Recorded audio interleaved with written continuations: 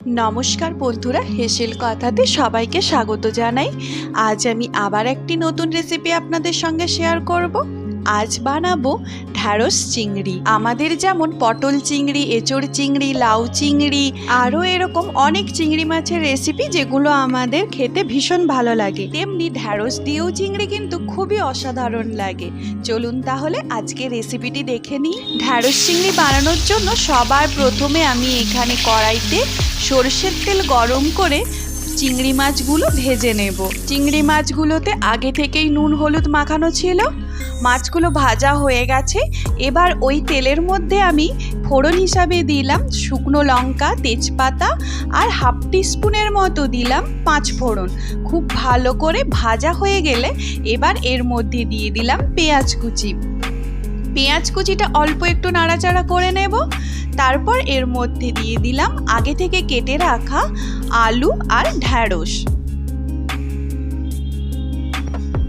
সব কিছু খুব ভালো করে একবার নাড়াচাড়া করে নেব।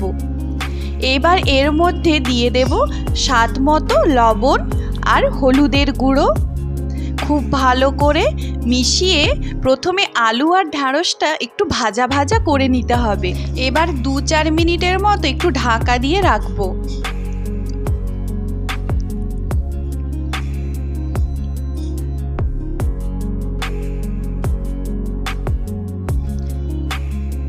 এই দেখুন আলু ঢ্যাঁড়সটা মোটামুটি অনেকটা ভাজা ভাজা হয়ে গেছে। এবার আমি এর মধ্যে অ্যাড করব টমেটো কুচি।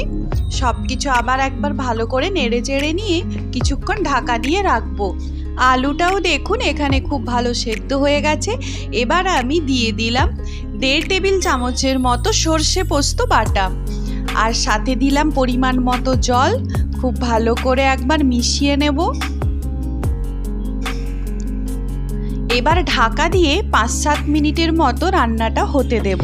5 মিনিট পর দেখুন আলুটাও খুব ভালো সেদ্ধ হয়ে গেছে আর জলটাও অনেকটা কমে গেছে। এই রকম অবস্থাতে আমি চিংড়ি মাছগুলো দিয়ে দিলাম। ভালো করে মিশিয়ে 2 মিনিটের মতো একটু ঢাকা দিয়ে রান্নাটা করে নেব। 2 মিনিট পর দেখুন আমাদের ঢ্যাঁড়স চিংড়ি একেবারেই রেডি। আমি এর থেকে আর বেশি শুকনো শুকনো করব না, এরকমই রাখবো। এবারে কয়েকটা চেরা কাঁচা লঙ্কা আমি দিয়ে ভালো করে মিশিয়ে নেব। রেসিপিটি যদি আপনাদের ভালো লাগে তাহলে আমার অনুরোধ থাকবে আপনারাও বাড়িতে একবার এইভাবে রেসিপিটি বানিয়ে দেখুন আর পরিবারের সবাইকে ভাতের সাথে পরিবেশন করুন। খেতে কিন্তু অসাধারণ লাগে। আজকের ভিডিওটি যদি আপনাদের ভালো লেগে থাকে তাহলে অবশ্যই কিন্তু লাইক, কমেন্ট আর সবার সাথে শেয়ার করার অনুরোধ থাকলো। আর যারা এখনও আমার চ্যানেলটি সাবস্ক্রাইব করেননি তারা অবশ্যই চ্যানেলটি সাবস্ক্রাইব করে পাশে থাকা বেল আইকনটি প্রেস করে অল অপশানটি সিলেক্ট করে রাখবেন, যাতে আমার পরবর্তী সমস্ত রান্নার রেসিপির নোটিফিকেশান সবার আগে আপনাদের কাছে পৌঁছে যায়। আজকের মতো তাহলে এখানেই বিদায় নিচ্ছি। দেখা হবে খুব তাড়াতাড়ি নতুন কোনো রান্নার রেসিপি নিয়ে। সবাই ভালো থাকবেন, সুস্থ থাকবেন।